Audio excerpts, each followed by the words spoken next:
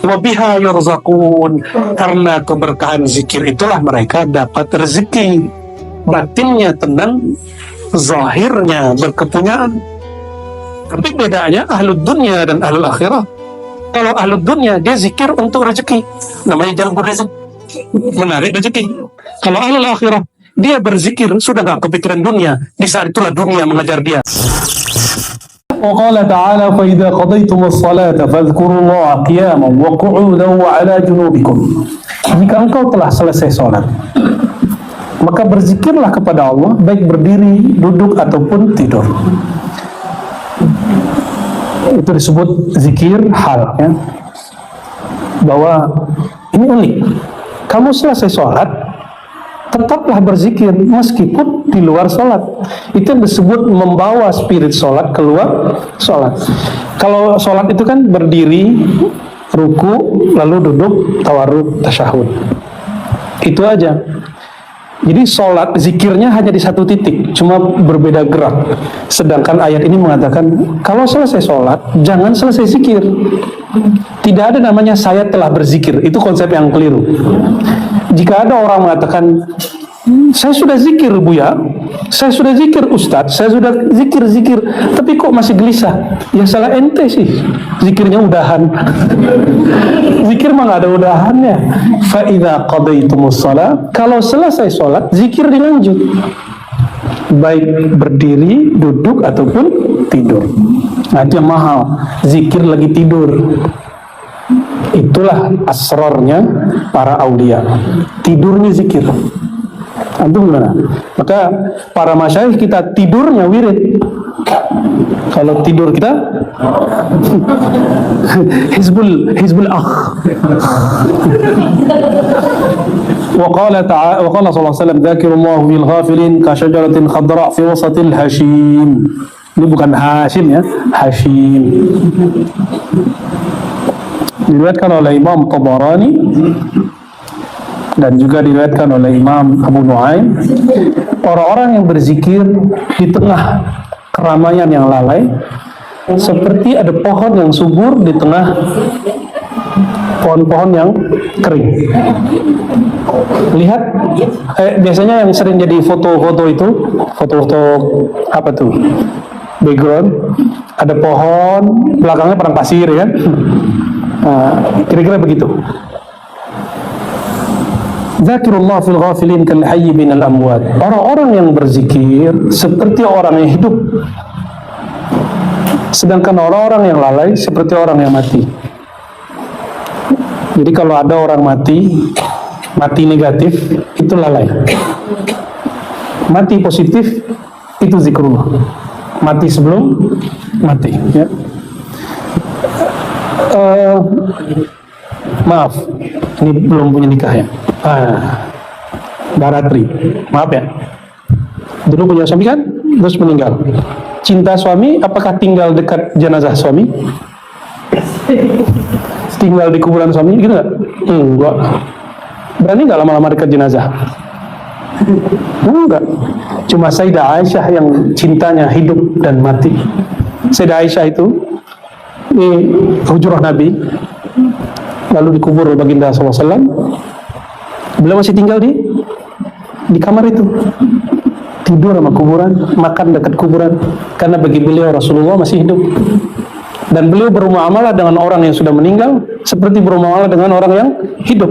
Dan ini dalil bagi ahlul haqaiq, selama belum menikah lagi itu seperti mahram, hukumnya seperti mahram. Makanya beliau copot hijab ketika di dalam kamar. Jadi kalau masuk kubur jangan nggak pakai hijab, ya. Kenapa? Itu nggak mahram kalian itu. Ya, kalau yang laki-laki mah udah pakai, aman ya. Nggak pakai sarung. Kalau hijau, terus meninggal ayahandanya, juga dikubur di situ. Ayahandanya mahramnya bukan?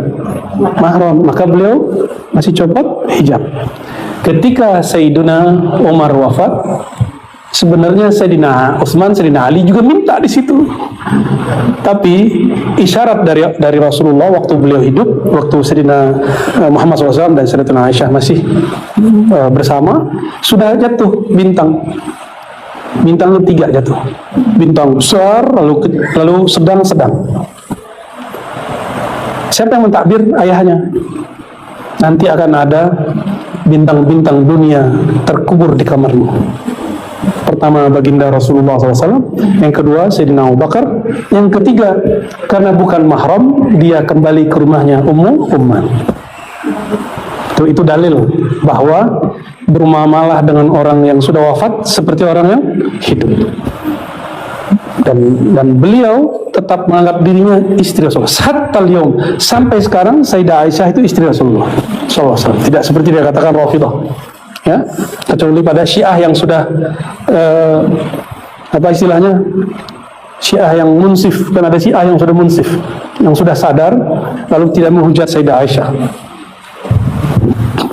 Lucu, mereka menuduh Sayyidah Aisyah pelacur, tapi mereka sendiri mengadakan nikah mut'ah. Lucu.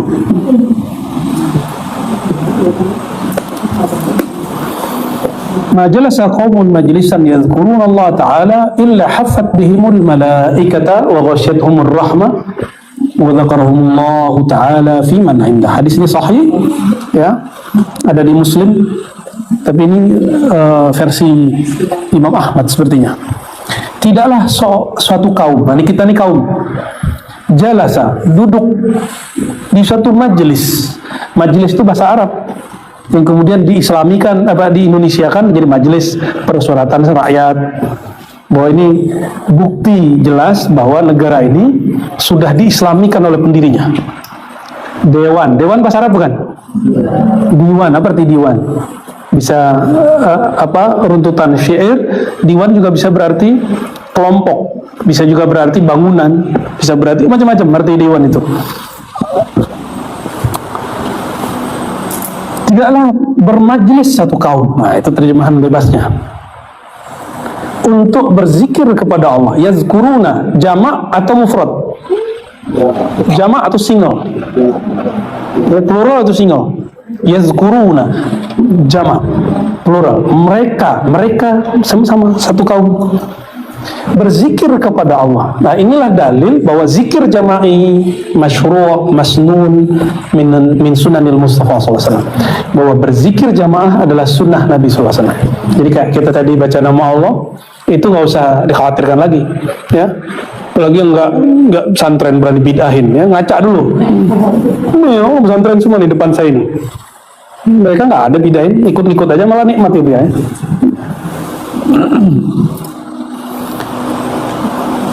Illa hafat bihimul malaikah, malaikat mengerubungi. Makanya zikir itu walaupun tempat tadi panas terasa sejuk, walaupun badan saya lemas terasa kuat. Ya, kalau itu paling pojok kan, yang dapat AC itu dapat kipas angin, lah kita dapat keringat tuh. Tapi alhamdulillah, ya, nikmat. Jadi zikir itu bikin hafat bihimul malaikah, dikipas-kipas malaikat. Wa ghasyiyatuhumur rahmah, diliputi rahmat. Rahmat punya siapa? Punya Allah. Yang disebut rahmat siapa? Rasulullah. Maka kadang-kadang beberapa antum zikir ketemu Rasulullah SAW, udah istiqomah aja, ya, nggak usah dipaksa-paksa mau ketemu Rasulullah. Nanti kalau haknya pasti ketemu. Ghasyiyatuhumur rahmah, aslur rahmah Sayyidina al-Mustafa SAW. Pokoknya rahmat itu Nabi Muhammad SAW. Wa dzakarahumullahu fi man 'indah. Jadi artis langit. Orang yang nyebut nama Allah di bumi, Allah akan sebut nama dia di langit. Bahkan tidak hanya di langit, disebut di arsy. Langit itu tempat malaikat, arsy itu tempat nabi dan wali. Di arsy itu banyak bagi-bagiannya, tapi kita bagi 4 aja. Itu banyak. Satu Nabi Muhammad SAW, yang kedua para anbiya, yang ketiga para Nabi Muhammad SAW, para rasul, anbiya, aulia, 4 aja. Nah, nanti yang aulia ini yang bagian banyaknya. Malaikat nggak masuk. Malaikat nggak sampai makomnya makom arsyah, walaupun disebut malaikat iliyin. Malaikat tertinggi itu hanya yang berkontak ke arsy, namanya hamalatul arsy, pemikul arsy. Sayyidina Jibril, dia hanya dengar. Jadi mereka hanya dengar kalam, tapi tidak melihat yang berkalam. tidak bertemu dengan yang berkalam. Yang boleh bertemu dengan yang berkalam cuma Sayyidina Al-Mustafa sallallahu alaihi wasallam.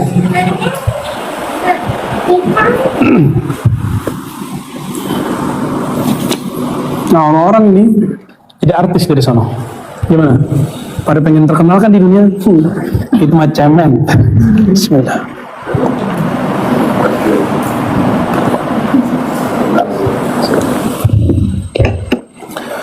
Apalagi cuma terkenal di YouTube, apalagi cuma terkenal di TV. Nggak ada apa-apa, itu ada TV di langit. Mereka nonton semua tuh, nonton ke kita. Belum lagi formalitasnya, setiap hari ada yang lapor. Ada yang lapor, ya Rob, kami meninggalkan mereka, mereka sedang menyebut namamu. Allah lebih tahu, tapi formalitas laporan. Mereka lapor di Lauh Mahfuz, masuklah daftar antum ke Lauh Mahfuz. Baru sampai Lauh Mahfuz, yang senang dulu. Ya, begitulah terus. Tapi ada yang menyebut nama Allah karena tujuan. Allah itu tidak perlu tujuan. Yang butuh tujuan itu yang belum sempurna. Allah telah sempurna, selalu sempurna. Maka dia mencipta tidak perlu ada tujuan. Tujuan itu untuk makhluknya. Jadi ayat wa ma khalaqtul jinna wal insa itu jangan dipahami Allah bertujuan. Bukan, Allah menciptakan kamu, tujuan kamu adalah untuk ketemu dia. Bukan tujuan Allah. Ini karena gak belajar ilmu akidah, orang-orang kebalik-balik nyebutnya. Tahu tafsir tapi nggak tahu akidah, gawat. Maka sebelum mentafsir mesti kuasai ilmu akidah. Jangan kayak yang di provinsi sebelah kita nih, yang mengatakan wa wajadaka dhallan fahada. Allah mendapatimu sesat hai Muhammad. Lalu dia memberimu hidayah. Kata si ustadz nih, Allah itu mendapatkan Nabi Muhammad dulu sesat. Jadi Nabi Muhammad dulu sesat. Kata siapa? Si ustaz. Masya Allah, betul-betul. Ini akibat menafsir. Ini yang disebut oleh Imam Ghazali tadi. Bahaya mentafsir dengan falyatabawwa maq'adahu minan nar. Siap-siap untuk menjadi bahan bakar nanti di neraka. Jangan coba-coba, ya. Saya pun minta ampun kepada Allah apabila mentafsir dengan hawa nafsu. Auzubillah min dzalik. Yang ada, ya kita menggali yang di dalam lagi. Itu aja. Kalau orang nggak terima nggak apa-apa. Kan dulu kita mentafsir qul huwallahu ahad. Ya, ada yang nggak terima ya nggak apa-apa. Kan nggak pasti benar. Yang benar kan qul huwallahu ahad.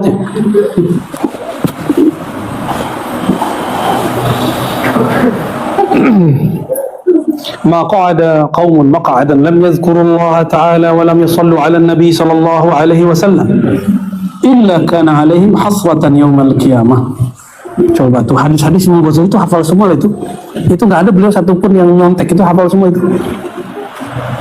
Terus tiba-tiba ada ustadz sekarang mengatakan Imam Ghazali nggak ahli hadis. Kepalamu berhadas. Tidaklah satu kaum duduk lalu mereka berzikir, tidak berzikir dan tidak bersolawat, ada dua. Maka taharatul majlis dua, zikrullah dan solawat. Ngumpul-ngumpul mau di kafe, silakan ngumpul di kafe. Antum kan nggak haram tuh duduk di kafe. Ini kan mahasiswa nih senang nongkrong, ya. Oh ya, Bang Dik juga punya goa ya. Goa bid'ah. Cari goanya nggak ketemu, tulisan doang. Goa. Ternyata go tuh Allah, keren tuh Bang Dik ya.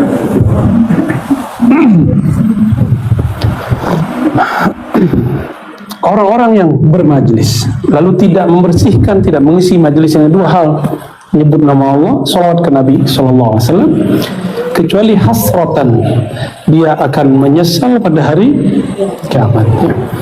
Makanya kita setiap mau ngaji salawat dulu, ya, jangan kemudian dulu apa sih turunnya, sengaja biar adem dulu.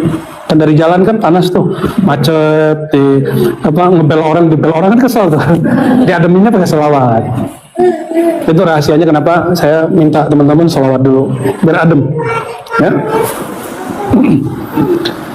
Wa qala sallallahu alaihi wasallam afdalu ma qultu ana wan nabiyyuna min qabli la ilaha illallah, ya. Ini ada di riwayat Imam Abu Nu'aim, ya. Yang paling afdol yang dikatakan para nabi oleh para Rasul sebelum aku, yaitu la ilaha illallah. Maka ketika Sayyidina Musa minta zikir khas yang diberi Allah, la ilaha illallah. Jadi sekelas Sayyidina Musa, zikir khasnya la ilaha illallah. Terus antum mau yang aneh-aneh? Hajar aja baca la ilaha illallah. Nanti kalau muncul nama-nama yang unik, nikmati. Itu hadiah dari Allah Subhanahu wa ta'ala. Ya. Wa qala sallallahu alaihi wasallam, man sabbaha Allah dubura kulli salatin 33. Siapa yang bertasbih setelah salat 33. Pakai angka enggak? Bahwa dalil pakai angka boleh nih dia. Wa hamida 33, bertahmid 33 kali. Wa kabbara 33. Takbir juga 33 kali. Apakah itu pembatasan? Tidak. 33. Kalau saya nyebutnya 32, bid'ah enggak? Enggak. Kalau 34, enggak juga. Itu cuma contoh. Jadi kalau yang mengatakan bid'ah lebih, saya kurang bisa paham ya. Wa khatamal mi'ah, ini contoh aja. Lalu ditutup yang ke-100, la ilaha illallah wahdahu la syarika lahu, lahul mulku wa lahul hamdu yuhyi wa yumiitu wa huwa ala kulli syai'in qadir. Ghufirat dzunubuhu, diampuni dosanya, walau kanat mithla zabadil bahri, meskipun sebanyak buih di lautan. Pernah ngitung? Saya nggak sempat ngitung gitu ya. Beberapa guru kami mengatakan kecuali dosa besar. Dulu saya juga menganggap itu. Tapi setelah kita timbang-timbang dengan hadis-hadis yang banyak, ternyata kabiran kana aw saghiran, mau besar mau kecil, kalau kita tenggelam dalam lafaz la ilaha illallah, maka dosanya ikut lenyap. Jadi nggak usah khawatir. Kan kita nggak ada yang suci tuh. Saya juga nggak suci, antum juga nggak suci. Saya yakin ini wajah-wajah pendosa semua nih. Apalagi saya sendiri ya. Kita banyak-banyak baca la ilaha illallah. Leburkan itu. Nanti la ilaha illallah ini akan membakar dosa kita. Terbakar itu dosa. Makanya sebagian orang kalau zikir panas, Allah lagi bakar dia itu. Ya. Sebagian orang bisa menciumnya. Sebagian masyayikh bisa mencium baunya, tapi kadang-kadang dia senyum-senyum aja. Ya, oh si anu lagi dibakar. Bahkan baunya dia tahu ini dosa apa yang dibakar. Dan antum berfokus aja sama Allah kalau lagi zikir itu ya. Jangan takut nanti ketahuan. Kan itu batin, ya. Allah yang batin yang ngasih tahu. Wa ruwiya anna rajulan jaa ila Nabi sallallahu alaihi wasallam. Tadi itu hadis Muslim ya.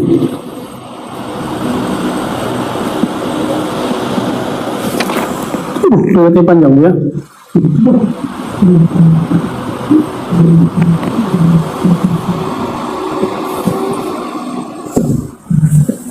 Apa kita baca aja lah ya. Ada seorang kepada Nabi SAW lalu mengatakan, ya Rasulullah, tawalat anid dunia, dunia kok nggak pernah datang ke aku. Wa qalat dhatu yadayya, asetku sedikit wahai Rasulullah, nabung-nabung tapi nggak pernah kumpul. Wa qala alaihi salatu wassalam, apa kata Rasulullah? Payah kamu ya. Aina anta min salatil malaika wa tasbihil khalaik wa biha yurzaqun. Ini dahsyat ini. Ini mau kaya kan? Tapi nggak perlu ngarepin Allah kasih langsung. Nggak perlu ingat-ingat itu. Zikir aja kerjanya. Zikir apa? Aina anta min salatil malaika. Kamu sudah tahu belum sholatnya malaikat gimana? Tasbihnya makhluk dengan apa? Dan karena sholat dan zikir mereka itu, Allah berkahi rezeki mereka. Malaikat kita makan nasi loh. Dengan apa mereka kenyang? Kalau zikir. Itu sebabnya malaikat hadir ke majelis kita kalau orang lagi zikir. Di situ dia ada resto ribat. Di resto ribat setiap hari apa? Itu malaikat datang sekadar menyantap. Itu hari Jumat ya, jalannya. Alhamdulillah, makasih Bu Yasfi, Bu Aldomi, David Daus, Abi Falah ya, Laura Ali sudah mau memimpin zikir. Berkati berempat aja, kan mereka diuji mau ntar tuh ya, ada murid rebutan punya murid ya. Ya, kadang-kadang ada orang teman kita mimpin kurang serap, merendahin apa enggak atau ngikutin. Kalau dia ngikutin, dia akan mendapatkan sirnya. Kenapa zikir jamaah itu mahal? Karena orang di situ tukar-tukaran kunci zikir. Antum kalau sendiri walaupun naik langsung tapi nggak punya khazanah, nggak punya cakrawala. Tapi kalau sering bermajelis, istilahnya kaya, zikirnya kaya, berkahnya banyak. Karena satu zikir dibaca oleh satu orang, sekian malaikat mendekat. Wabiha yurzaqun, karena keberkahan zikir itulah mereka dapat rezeki. Batinnya tenang, zahirnya berkepunyaan. Tapi bedanya ahlud dunia dan ahlul akhirah. Kalau ahlud dunia dia zikir untuk rezeki, namanya jalbur rizq, menarik rezeki. Kalau ahlul akhirah dia berzikir sudah gak kepikiran dunia, di saat itulah dunia mengejar dia. Jadi ternyata dunia itu seperti seorang yang jual mahal, pas ditinggal nyari, ditinggal ngejar, disapa, assalamualaikum, lu siapa? Bawa modal dong, gitu kan. Pas ditinggal, manggil-manggil, mas, ngejar, itu dia. Jadi dunia jangan ditimbang sama zikir. Satu subhanallah lebih mulia dari dunia dan sisinya, titik. Maka jangan minta dunia dengan subhanallah. Itu yang kita sebut kemarin itu salam onta dan orang. Masa antum minta dunia yang hina dengan Rasulullah yang paling mulia? Itu kebangetan kurang ajarnya itu. Tapi boleh, indal awam, bagi orang awam. Kalau bagi orang ikhwas yang beradab, yang tahu adab ma'rifatullah, tak berani dia. Makanya Sidi Syekh Abdul Hasan Syazili marahnya nggak tanggung-tanggung. Apa kata beliau?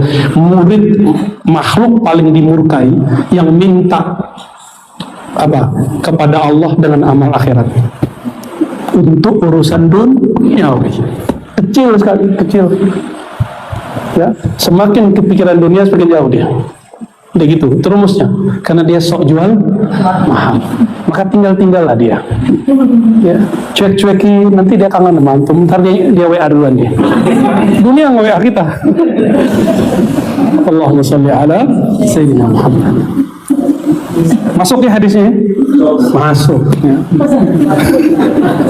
Hadis ini walaupun tidak sampai derajat sahih, cuman ini sesuai dengan yang sahih dari hadis dan yang mutawatir dari Qurannya. Qala faqultu wa madza ya Rasulullah? Apa tasbih dan salatnya malaikat dan tasbihnya semua makhluk ya Rasulullah? Lalu Rasulullah SAW mengatakan subhanallah bihamdi subhanallahil azim. Ya, subhanallah bihamdi subhanallahil azim. Sini tambahin bihamdi. Astaghfirullah mi'at marrah. Ini sebenarnya gabungan maknawi. Riwayat dengan mana? Istighfar 100, subhanallah bihamdi subhanallahil azim 100. Antara terbit fajar dengan syuruk ya. Ila antasala subuh ta'tikat dunya raghimatan saghiratan. Kalau kamu sudah mulai mampu berzikir begini, tidak kepikiran dunia sejenak saja, dunia akan mendatangi kepadamu. Raghimah itu jadi di pinggang kita ada tali, ujung talinya dimoncongi hidupnya dunia. Dunia itu ibarat seperti hewan ternak, kayak sapi. Diapain namanya itu? Dicocok tuh. Jadi kita mau kemana dia ngikut. Jangan kita ngikut dia. Kan ada orang tuh bawa anjing, mohon maaf. Entah anjing yang menarik dia, entah anjing yang ditarik dia. Entah dia yang menarik anjingnya. Jangan begitu ya. Nanti saya tersinggung gitu ya. Saghirah, dunia jadi kecil. Nah, nih belajar pelan-pelan untuk dunia itu. Sesaat ba'da apa? Ba'da subuh. Nih, ini istiqomah ini. Ini kan pegangan saya. Kalau saya ketinggalan, saya qadha biasanya. Ngantuk sekali, kadang-kadang ketiduran. Lagi zikir tidur, nikmat sekali tuh. Tidur dalam zikir tuh nikmat. Makanya kalau ada orang ketidur lagi zikir, saya biarin aja. Berarti Anda mendapatkan as-sakinah. Ya, itu rezeki juga tuh ya. Orang itu nggak bisa tidur kalau nggak tenang. Dia zikir terus kayak Zizah kan pernah gitu kan. Itu bagus. Mulia Zulasi nggak boleh bangunin, nggak boleh gebrak meja, nggak boleh. Termasuk guru kalau ngajar terus muridnya ketiduran, itu sebenarnya bagus. Berarti suara gurunya mengantarkan tidur. Ini serius, soalnya bukan canda loh. Secara psikologis. Jadi antara subuh sama terbit matahari itu kira-kira ada berapa menit? Sejam. Kelamaan itu. Ya 40 menit lah ya. 40 menit sibuk zikir aja, bisa nggak? Lawan dunianya. Dan antum merasakan nggak nyampe 40 hari itu ngerasa dunia itu kayak udah talak rasanya. Talak itu bukan talak satu, kalau talak itu masih bisa balik. Talak 3 rasanya. Dan waktu yang paling bagus lagi pada asar sampai maghrib. Kalau lagi nggak kemana-mana, kan ini kan bukan pejabat, bukan presiden, wakil presiden. Kalau presiden ya wiridan dia khidmat ke umat, menteri khidmat ke presidennya, gubernur ke provinsinya, wali kota bupati ke kotanya, pak desa, kades ya ke desanya. Kalau kita kan bukan ya. Terus so sibuk, tahu-tahu sibuknya itu gadget sama tablet. Pas buka-buka Hizb al-Litubiyah dan Al-Netflixiyah Netflix. Gimana antum mau kolbunya benar-benar netral dan diikuti, dikejar dunia. Sebelum kerja dunia sudah dimasukin ke kolbu, akhirnya nggak pernah dunia ngikut. Kita ngikut dunia jadinya. Itu yang membuat orang gelisah. Jadi salah satu kegelisahan seorang hamba, semakin dia membiarkan dunia masuk terus. Nah, yang sama hadangnya zikrullah ini. Zikir. Zikir ini dimulai dari zikir kolbu, lalu keluarkan dengan lafaz subhanallah. Ya. Insya Allah, Allah berkahi ya. Ini lafaznya tidak sahih ya. Nggak usah kita baca. Yang sahihnya yang setelahnya, jika seorang hamba berkata alhamdulillah mala'at ma bainas sama'i wal ardh. Kalau orang baca alhamdulillah, yang langit bumi penuh. Yang kedua dia baca, Allah ngomong sal tu'ta. Kamu mau apa? Saya kasih. Nanti kalau hamba yang beradab ngomong ya Rabb, belum aku wujud, engkau sudah tahu. Allah tersenyum, ridha, beri apa saja yang terbaik buat dia, bukan terbaik menurut dia. Terbaik menurut Allah itu global, besar. Kalau terbaik menurut kita, parsial, kecil. Nah, kebanyakan itu kita minta kebaikan menurut kita. Sayyidina Al-Khidir mengajarkan kebaikan menurut Allah, bukan menurut kita.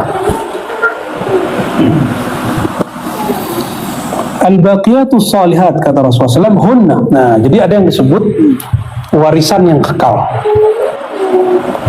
Mati, dia tetap ada. Apa itu? La ilaha illallah, subhanallah, alhamdulillah, Allahu akbar, alhamdulillah, la haula wala quwwata illa billahil aliyyil azim. Kita nyebutnya dulu apa? Masih ingat? Zikir maqalid. Zikir apa? Masih ingat ya? Nah, zikir maqalid ada nggak di maksurat? Ada ya? Maksurat kita ada ya? Maksurat kan banyak. Qala ma min rajulin yaquluha illa ghufira dhunubuhu walau kanat mithla zabadil bahri. Kalau ada orang membaca ini, semua dosanya diampuni meskipun sebanyak buih di lautan ya. Kalau di beberapa ditambahin angkanya. Wa alam. Nah, ini penutupnya. Anna an-nafi' min jumlatil adhkar ma hadara fihi al-qalb. Ini kaidah. Jadi bukan angka yang fokus kita, tapi kualitasnya. Sesungguhnya yang bermanfaat dalam jumlah zikir bukan angka kuantitatif, tapi angka kualitas. Ma hadara fil qalb. Apa yang disebut angka kualitas? Qimah, bukan iddah, tapi qimah. Yaitu hadara fihil qalb, zikir yang hadir hati kita. Makanya zikir kita mulai dengan gelombang yang pelan. La ilaha illallah. Awal-awal begitu. Lama-lama kita kencengin supaya dia tambah asik. Pertama baca hu Allah pelan-pelan, lama-lama hilang. Bisa hu aja, bisa Allah aja. Ya. Kalau nyeter starter motor mobil awalnya kan gimana dia? Getar nggak? Lama-lama, nah sama ini juga kendaraan, begitu dia. Wa ma adahu fa huwa qalilul jadwa. Selain manhaj ini, apa itu? Zikir yang hati tidak hadir, maka dia kurang nilainya. Fa'innal maksud dari zikir bukan ngitung angka, tapi al-uns billah, bermesraan kepada Allah. intim, unsu intim kepada Allah, manja-manja kepada Allah. Jadi Allah itu, ini bahasa nakalnya Pak, senang dipacari. Tapi ini nggak boleh pakai ya, cukup hari ini aja. Ya, antum harusnya yang dipacari Allah. Tapi bahasa ini sepertinya tidak layak. Kita ganti aja istilahnya. Allah itu senang kalau kita bercinta dengannya, bermanja-manja kepadanya. Ya. Siapalah kita mencari Allah kan? Nggak layak lah. Yang dipacari makhluk. Wazalika bil mudawamati ala dzikri ma'a huduril qalbi wa bidzalika yu'manu su'ul khatimati fahasab. Dan itu semua mencapai kedekatan kepada Allah itu tidak mungkin kecuali dengan mudawamah, berusaha mendawamkan zikir. Kalau ini namanya dawam, ya. Walaupun dia tidur dia tetap dawamu zikri. Ma huduril qalbi, dengan hadirnya hati. Wa bidzalika, dengan itulah caranya seseorang aman dari su'ul khatimah. Jadi kalau ada orang bertanya, kenapa ada su'ul khatimah? Sederhana, dia beribadah tidak dengan kalbunya. Maka ini menjelaskan hadis, ada orang jarak dia dengan surga cuma 1 jengkal, tapi su'ul khatimah karena ibadahnya baru kuantitas, belum dengan kualitas kalbunya. Kita memohon kepada Allah ayyu'inana ala dzikri. Allah membantu kita untuk menyebut namanya, baik lisan, tubuh, zahir, batin, ya, qiyaman wa qu'udan wa ala junubihim. Dan kita mohon kepada Allah supaya zikir ini menjadi dawam. Dengan dawamnya Allah, bukan dengan dawamnya kita. Dengan baqa'nya Allah, bukan dengan baqa'nya kita. Dan kita memohon kepada Allah untuk memberi hadiah hudurul qalb. Semoga Allah menjadikan hati itu sadar dalam berzikir. Dan yang terakhir kita memohon kepada Allah, semoga Allah menutup hidup kita dengan husnul khatimah bi barakatil habib sayyidina Muhammad sallallahu alaihi wasallam. Al-Fatihah.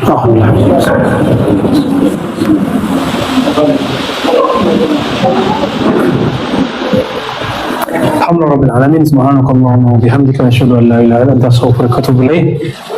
Wal 'asri innal insana lafi khusr illa alladhina amanu wa tasbih. Fadlan 'anil awam, apalagi orang ini kalau ketemu orang awam pasti ngeremehinnya nggak tanggung-tanggung. Ya? Hatta innal fallah, ya. Wah, ini sahabat saya Falah namanya. Fallah, kalau udah begini, dia kerja apa ditinggalin kerjaannya. Kalau dia seorang petani ditinggalkan bertaninya, ya. Lalu kemudian ikutin model-model begini. Ya. كأنه يتكلم عن الوحي ويخبر عن سر الأسرار ويستحقر بذلك جميع العباد والعلماء. Ciri-cirinya sederhana aja. Jadi mereka ini anggap selain mereka ini dihijab. Ya, seakan-akan bicaranya dari wahyu, sir-sir, ya. Kayaknya ini paling benar aja. Nah, orang-orang ini ngerasa dirinya tinggi di sisi Allah, wa annahu minal muqarrabin, mereka ini orang-orang yang dekat kepada Allah, padahal huwa indallah minal munafikin. Nah, orang begini di sisi Allah munafik.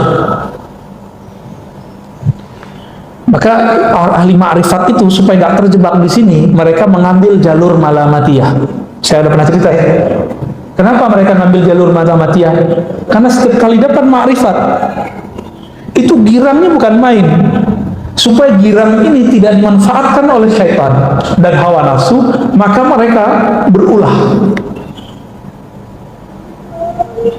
Seperti Nabi Khidir. Nabi Khidir itu muji orang-orang berilmu. Jadi tugasnya Nabi Khidir apa Pak? Balia bin Mulkan, nama kecilnya. Itu muji ahli ma'rifat ini. Dia merasa sombong nggak dengan marifatnya, ketipu nggak dengan jamaah yang banyak, ketipu nggak dengan baca kitab yang bagus, ketipu nggak dengan zikirnya yang masya Allah. Didatangi nama Sayyidina Al-Khidir itu. Jadi Nabi Khidir ini menguji kerjaannya dari dulu. Ya, tugasnya menguji. Kalau lolos berarti lolos sama dia. Selevel Nabi Musa diuji oleh Nabi Khidir. Nah, orang-orang begini ini nggak lolos sama Nabi Khidir. Nggak lolos Pak, orang-orang begini sama Nabi Khidir. Kenapa nggak lolos? Nabi Khidir itu ahli ma'rifat, maka yang bisa mengakses beliau itu cuma orang-orang yang niat tulus dia ingin mengenal Allah Subhanahu wa Ta'ala. Kalau orang ini kan sok tahu. Nabi Khidir ini akan mengajarkan orang bagaimana dirinya itu merendah di hadapan Allah, tidak menunjukkan bahwa dirinya ini orang hebat. Maka bikin ulah depan Nabi Musa. Maka saya nggak bisa bayangin Pak, kalau Nabi Khidir itu nyata di depan kita, mungkin kita jadi kafir semua kali. Antum bisa bayangkan Nabi Musa ini ahli hukum. Kalau ada bunuh orang, maka dihukum apa? Qisas. Ditunjukin itu di depan Nabi Musa. Ketemu anak kecil, ambil gorok, digorok ke Nabi Khidir. Kira-kira kalau itu kejadian sekarang, kita bilang itu apa? Maka wajar kalau kelompok-kelompok anti tasawuf ini benci sekali dengan sufi karena salah satu doktrinnya. Doktrin sufi apa? Meyakini bahwa Nabi Khidir itu masih hidup. Karena kalau Nabi Khidir itu hidup, itu mereka mungkin jadi akfarul kufar, ya, menjadi orang paling kafir nanti. Bisa nggak dibayangin tuh? Antum ngelihat ada orang bunuh orang lain, itu opini kita apa? Ini aja pembunuhan 6 orang di tol kan masih simpang siur ya. Yang pro polisi ngomongnya apa? Yang pro FPI ngomongnya apa? Ya kita bingung juga opini mana yang benar, kan mainnya opini. Coba kalau main data kan beda. Jadi opini ini yang bikin rusak. Kira-kira seperti itu. Baru kejadian kayak gini, belum jelas untungnya gimana. Kalau kita ngelihat gimana kira-kira? Saya nggak bisa bayangin, Pak. Betapa kita nanti akan bilang, masa sih itu Nabi Khidir, nggak mungkin lah gitu. Paling kita ngomong itu nanti.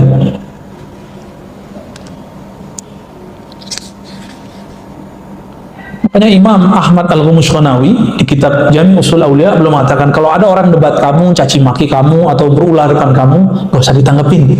Siapa tahu dia Nabiullah Khidir. Itu kata Imam Ahmad Al-Ghumushqanawi, dan beliau jangan salah, beliau ahli hadis.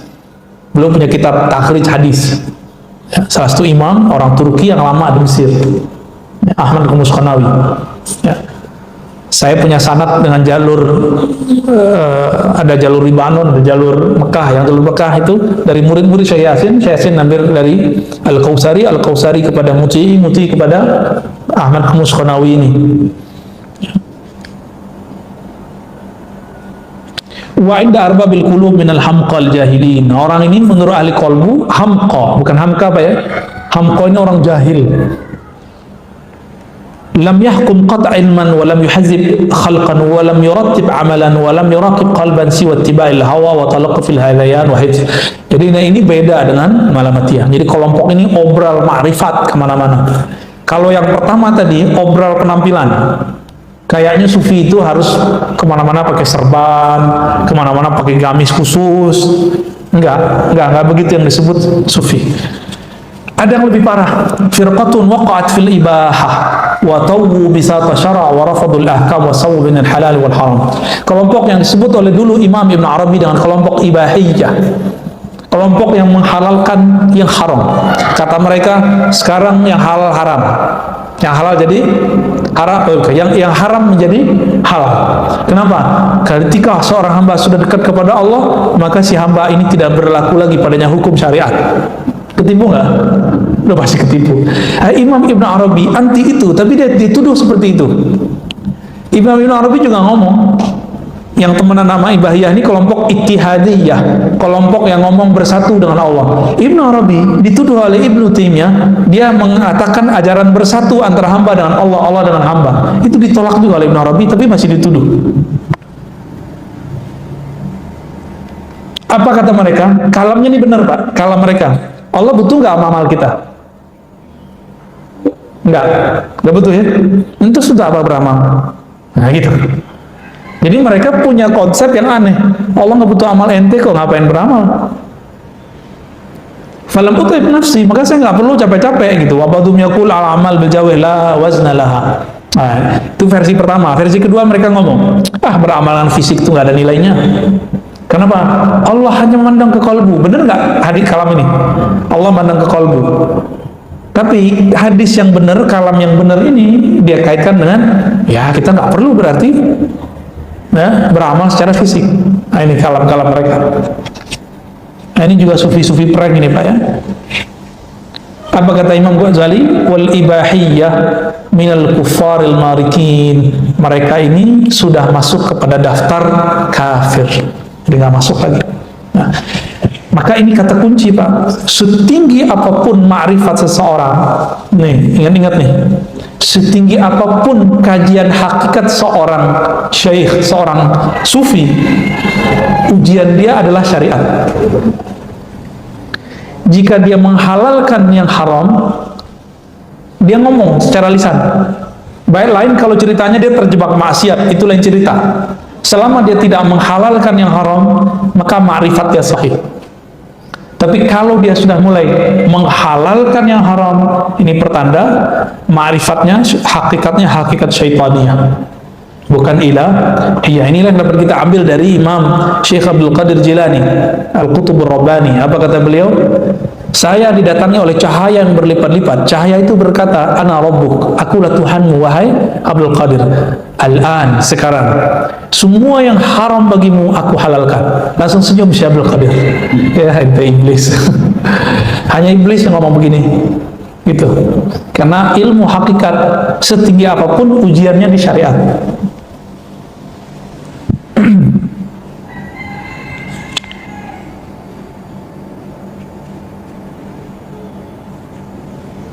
Masih banyak. Jadi tasawuf ini hati-hati. Gimana cara untuk tidak terjebak? Cari guru yang bersanad, yang dia dapat ijazah sahih dari gurunya, akidahnya Ahlus Sunnah, dan memilih mazhab salah satu dari mazhab yang ada, ya, mazhab yang 4. Begitu Syekh Muhammad bin Muhammad Al-Khani dalam kitab As-Sa'adah Al-Abadiyah memberikan guidance buat kita. Jadi dicari ini guidance-nya kira-kira seperti itu, ya. Jadi nanti kalau ketemu sufi-sufi prank apa sudah tahu lah, ya. Dan ghururul mutasawwifah ini agak berat. Kenapa? Karena merasa dirinya paling mulia. Nah, ini yang paling problem dari mereka, ya. Oke, kira-kira cukup Pak, ya. Saya lupa bahas tentang nafs, ya. Udah syuruk Pak. Salah satu kajian mereka itu tentang maratibun nufus, martabat jiwa. Ada yang pertama, ya karena ini penutup kita tambahin aja Pak, nggak apa-apa. Pertama yang paling basic itu al-amarah bisu. Amarah itu bukan amarah. Amarah dari kata amara yu'ammiru, ya, ta'miran, fahuwa amirun. Amir ini jamaknya ammar, yang banyak memerintah, bisu, dengan keburukan. Ciri-cirinya, kalau kita ini jiwa kita buruk, ngajaknya yang buruk-buruk, ini setiap saat itu pengennya melakukan yang buruk aja. Insya Allah yang hadir ini bukan amarah bisu sekarang, nggak tahu nanti. Lagi di masjid mah aman, ya. Paling-paling nanti naik. Jadi amarah bisu ini kalau sudah dia menerima hukum Allah, beriman kepada Allah, Rasulullah, dia sudah naik langsung. Minimal lawamah. Lawamah ini ciri-cirinya, dia berbuat apa aja itu masih ada penyesalannya. Kemudian dia mencaci maki dirinya. Kok saya begini ya? Kok saya begini ya? Kok saya begini? Ini lawamah. Maka Allah bersumpah dengan jiwa yang lawamah. Dan ternyata nanti di akhirat semua jiwa mencela dirinya, baik yang masuk surga ataupun yang masuk neraka. Yang masuk neraka kok bilang, loh kok kamu begini dulu. Yang masuk surga mengatakan, kenapa dulu kamu nggak belajar ilmu ini? Kok nggak mengamalkan ini? Nah, ini saya berikan paradigma baru Pak. Selama ini kita mengira surga itu yang tertinggi adalah amal, ya. Betul, jazaa'an bima kanu ya'malun, surah Al-Ahqaf. Surga itu balasan terhadap amal yang kita amalkan. Paradigma baru yang sebenarnya bukan baru, ini sudah lama. Amal itu ada 4. Ada amal fisik, oke, ada amal akliyah, akal, ada amal qalbiyah, qalbu, ada amal ruhiyah, ruh. Kebanyakan ulama itu menyatukan antara qalbu dengan ruh, padahal ini beda. Amal fisik ini kalau dibarengi dengan akal, maka dia baru disebut mukmin shadiq, mukmin yang jujur. Dia sholat, dia sadar apa yang dia baca. Ini yang disebut dia beramal dengan fisiknya plus dengan akalnya. Kalau tidak, maka 1 rakaat orang yang berakal ini lebih utama daripada 100 rakaat orang yang Nah, begitu kan di hadis Imam Ibnu Majah, ya, orang yang jahil sholat 100 rakaat, lebih baik orang ahli ilmu belajar 1 bab. Kira-kira begitu ya. Ahli kolbu ini dilipat gandakan lagi. Maka di hadis itu kan ada 2 versi. Pertama 100, yang kedua 1000. Lebih baik daripada 100 rakaat itu akliyah, 1000 rakaat itu qalbiyah. Yang beramalnya sudah masuk ke alam kolbu. Jadi dia beramal dengan rasa kolbunya. Itu 1 rakaat dia itu lebih baik daripada 1000 rakaat orang yang tidak berilmu. Bisa 1000 rakaat. Maka orang-orang ahli kolbu ini amalnya nggak perlu banyak, Pak. Dia amalnya penting sedikit, tapi mereka istiqomah. Allah lipat gandakan jadi gede. 1000 rakaat Bapak berapa hari, Pak? Amal mereka cukup satu rakaat. Nah, ini rahasia lagi nih yang setelahnya. Ada amal ruhiyah. Kalau kolbu amalnya adalah dia memandang nama Allah, sifat Allah dalam dirinya. Jadi Allah memancarkan nama dan sifat pada kolbu seorang hamba. Jika nama itu masuk, bergetarlah kolbunya. Muncullah surah Al-Anfal, "Idza dzukirallahu wajilat qulubuhum." Disebut nama Allah, kolbunya bergetar. Bergetar ini masih awal-awal bergetar. Nah, itu baru level ketiga, Pak. An-nafs al-mulhamah. Allah mengilhamkan ke dalamnya takwa. Takwanya kolbu itu nyebut nama Allah. Tapi ini biasanya kadang permanen, kadang tidak. Kalau sudah permanen naik dia menjadi mutmainnah. Artinya orang ini sudah istiqomah zikir. Jadi siapa yang disebut nafsul mutmainnah? Hamba-hamba yang istiqomah dan rajin, disiplin dalam berzikir. Zikir yang mana? Zikir kolbu. Kalau zikir kolbunya sudah beres, maka fisiknya akan mengikuti. Kualitas amalannya jadi dahsyat. Dulu ada seorang hafiz punya murid-murid ini mau belajar zikir kepada salah satu orang ahli zikir lah ya. Ditelepon lama sama gurunya nih, "Ustadz, ente kok bawa murid aneh belajar zikir gitu?" Ntar dia ketinggalan lagi hafalan Qur'annya. Dijawab sama orang ini, "Loh Ustadz, inti Qur'an kan zikir."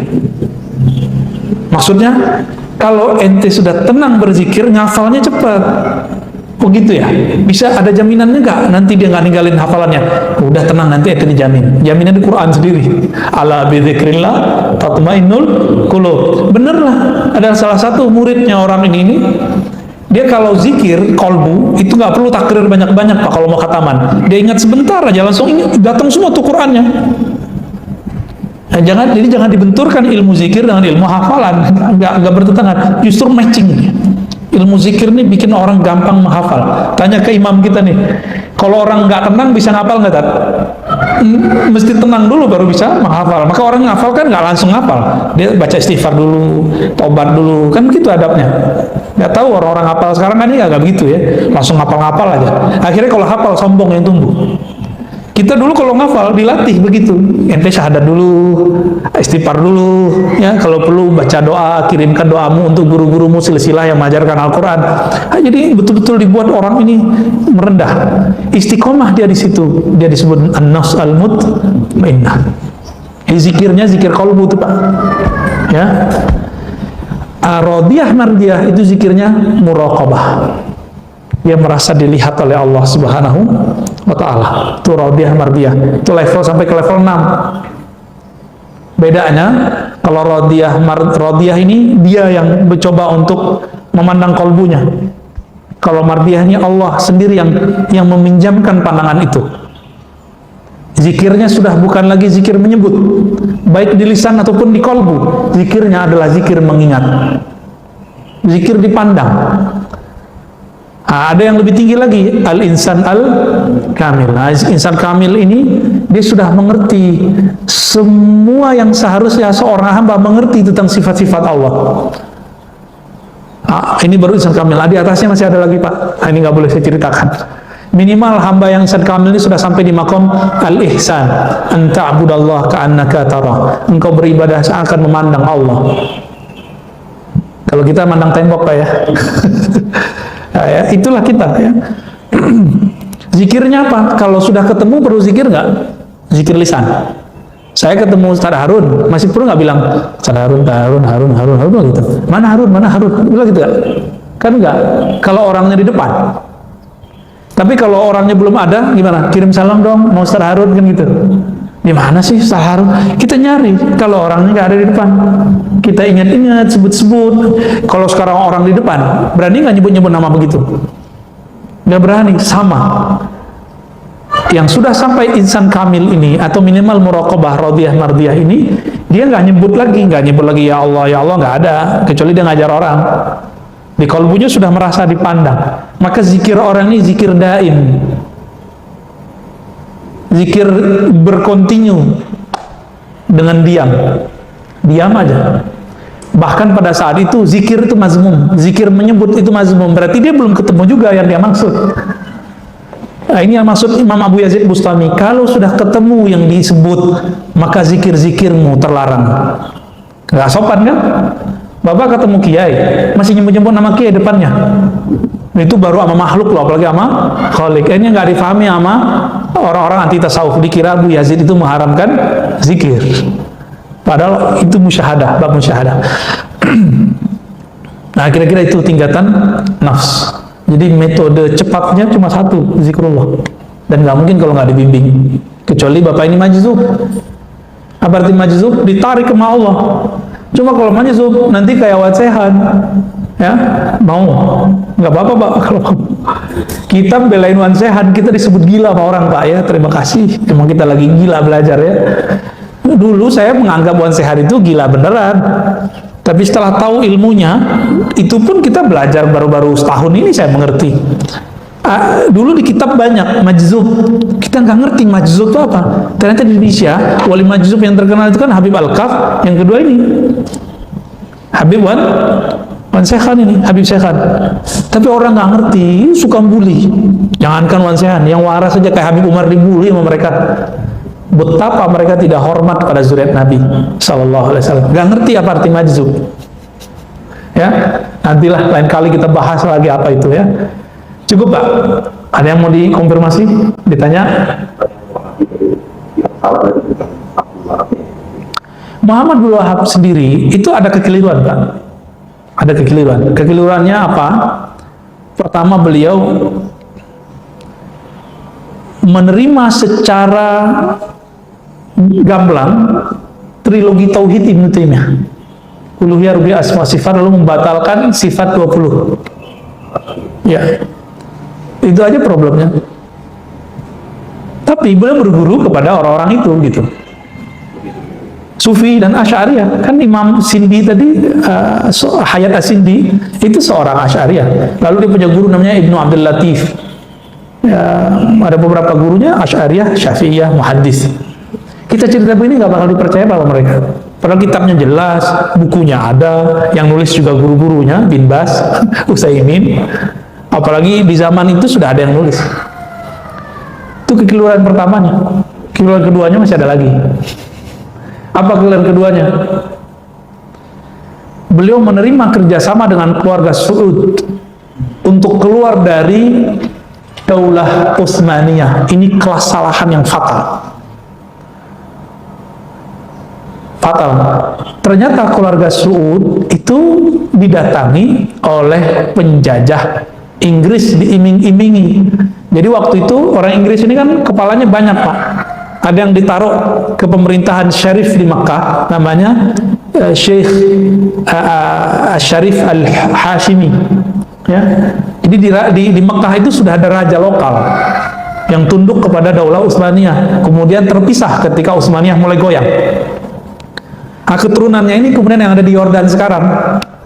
Makanya mereka belakang namanya Al-Hashimi kan, yang Yordan. Ini pun lagi mau diobrak-abrik sama Yahudi Pak. Karena Yordan lagi kacau juga nih. Tinggal Saudi Pak yang belum diacak-acak. Ya, tinggal nunggu yang disebutkan di hadis itu. Jika pemimpin di Arab, ya terjadi konflik, udah nggak lama Dajjal keluar Pak. Mungkin pidato Dajjalnya dulu kali ya. Ya, itu awalnya. Tapi gimana? Walaupun itu fatal, itu skenario Allah. Karena Daulah Utsmaniyah ini walaupun ada prestasi di zaman Muhammad Al-Fatih dan lainnya, tapi itu kan zaman-zaman otoriter semua. Dan zaman otoriter itu berlanjut sekarang di Saudi. Saudi sangat otoriter. Mana mungkin ada pengajian seperti ini di Saudi? Nggak ada.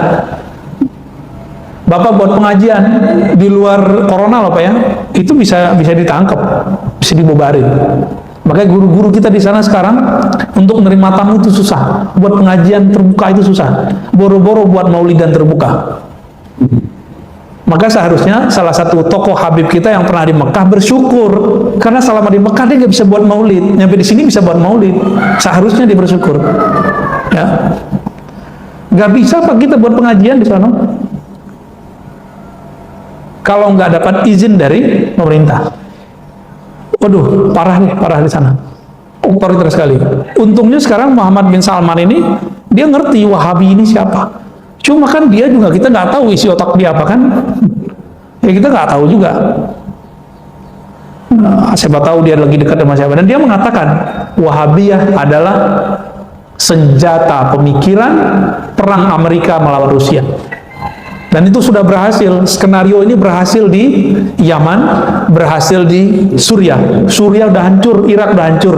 Mau Pak dibuat negeri seperti itu, negeri kita. Makanya sekarang coba lihat, Syiah benci sekali sama Salafi, dan Salafi mengkafirkan Syiah. Begitulah terus. Lalu kita yang Ahlus Sunnah ini dipaksa untuk ikut salah satunya. Mau? Caranya gimana? Buat stigma orang-orang Ahlus Sunnah ini pro Syiah. Dan orang-orang awam yang jahil ini kemudian jadi pengikut Wahabi. Akhirnya jamaah awam benci sama ulama-ulama aswaja yang Ahlus Sunnah karena dianggap Syiah. Nah ini hati-hati nih ya. Dan yang paling untung dua aja, NU Muhammadiyah, kan gampang ya. NU Muhammadiyah yang akan dimasukin, karena resource keulamaan ala santri di Muhammadiyah itu sangat tidak mencukupi. Itu mereka bisa masuk Pak di situ. Pesantrennya Muhammadiyah kan nggak ngaji kitab kayak di NU.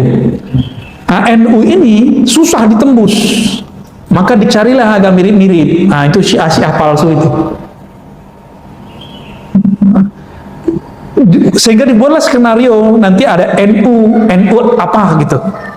Jadi saran saya kepada guru-guru kita, teman-teman kita, sahabat-sahabat kita yang alirannya, saya kan bukan NU, bukan Muhammadiyah Pak, jadi saya nggak ada urusan. Saya mencintai NU dan Muhammadiyah. Kalau antum mau beda dengan pimpinan NU Muhammadiyah silahkan, tapi jangan buat Muhammadiyah baru, jangan buat NU baru. Karena kalau antum buat NU baru, Muhammadiyah baru, itu mereka tepuk tangan. Yang bikin NU siapa? Syekh Hasyim Asy'ari dan ulama-ulama. Yang bikin Muhammadiyah temannya Muhammad Darwish alias Ahmad Dahlan ya rahmatullah alaihima. Itu wali-wali Allah semua itu Pak, mereka ya. Mereka ini membuat tulus, lalu kita buat yang baru. Oh Ustadz, niat kita mau meluruskan. Enggak, kita paham maksud antum itu mau meluruskan NU, tapi ente siapa bisa melurusin NU gitu. Gus juga belum tentu, Kiai juga belum tentu dengar sama orang. Jadi saran saya satu aja, kalau mau beda dengan NU, beda aja sama pimpinannya, itu kan struktural. NU kan ada NU Tanzim, ada NU Kultur, ada NU ala santri, pesantren. Jangan coba kacaukan ini. Benteng kita Pak, ini bolehlah saya bertahadus bin ni'mah. Benteng kita di Indonesia dua itu, Muhammadiyah, NU. Kalau orang sudah mulai merusak ini, siap-siap negara ini akan, dan saya khawatir dalam waktu nggak lama ini akan muncul. Nanti anak-anak muda berani kemudian ngejekin Kiai NU, orang NU benci ke Muhammadiyah, begitulah. Nanti muncul wujud asli mereka-mereka yang memecah ini, yang kelompok yang tadi itu, yang saya cerita tadi di Riau itu ya, yang mengatakan NU sesat, Muhammadiyah sesat, jamaah tabligh dibalik-balikin Pak, jamaah tabalik. Astagfirullahaladzim. Ini udah mulai nunjukin nih mereka siapa dirinya. Kemarin saya cerita mereka ini mengharamkan lagu Indonesia Raya ya. Sebelumnya mereka parno ya, menganggap kalau lagu Balonku Ada 5 itu penghinaan terhadap Islam. Kan kacau itu. Astagfirullahaladzim. Ini jadi kita sudah mulai darurat pemikiran. Kalau corona bisa dihadapin pakai masker Pak, bisa divaksin, bisa dibawa ke rumah sakit. Kalau virus ideologi, virus mengenai pemikiran ekstrim, ini gimana caranya? Maka saya sarankan nanti ini masjid menjadi pusat Ahlus Sunnah nanti. Kita buat daurah Ahlus Sunnah di sini nanti. Mau? Nanti kita ajak orang-orang buat daurah kajian kitab Ahlus Sunnah di sini. Masjid menjadi pusat Ahlus Sunnah, nggak mesti gede-gede Pak. Yang penting istiqomah ngaji kitabnya. Ya, di Riau saya buat, di Padang saya buat, ya, di mana-mana saya buat. Masa yang dekat-dekat sama kita nggak buat? Insya Allah nanti kita akan buat bertahap. Akidah Ahlussunnah, akidah Sufi yang saya Ahlussunnah, akidah yang bertentang Ahlussunnah. Insya Allah ini benteng kita. Semoga Allah meridhai dan menjaga kita semua. Amin ya rabbal alamin. Nasallallahu al-afwa wal afiyah lana wa li walidina wal masyayikhina wa li sairil muslimin wal muslimat. Allahumma arhamna warham masyayikhana. Allahumma arhamil hadirin wal hadirat. Ya Allah, sayangi kami, sayangi yang hadir, sayangnya orang tua kami. Ya Allah, jagalah kami, jagalah negeri kami, jagalah orang-orang yang mengurus negeri kami, jagalah rakyat yang tinggal di negeri kami. Ya Allah, jika Engkau berikan bala bencana, jadikan bala bencana itu yang membuat kami sabar kepadamu. Ya Allah, jika Engkau berikan kami nikmat, jadikanlah nikmat itu menghantarkan kami kepada syukur kepadamu. Allahumma ausilna ila hubbik وحب ما يحبك واجعل لنا على العمل الذي يبلغنا إلى حبك. Ya Allah, berikan cintamu ke dalam hati kami, dalam ruh kami, dan hantarkan kami cinta kepada orang-orang yang mencintai Engkau, dan berikan kami ya Allah keistiqomahan beramal dengan amal yang zahir, amal akli, amal qalbi, amal ruhi yang membuat kami menjadi kekasih-kekasihmu. Amin rabbal alamin. Taqabbal minna siyamana wa sallallahu ala nabiyyina Muhammad. Rabbana atina fid dunya hasanah wa fil akhirati hasanah wa qina adzabannar. Walhamdulillahi rabbil alamin. Assalamualaikum warahmatullahi wabarakatuh.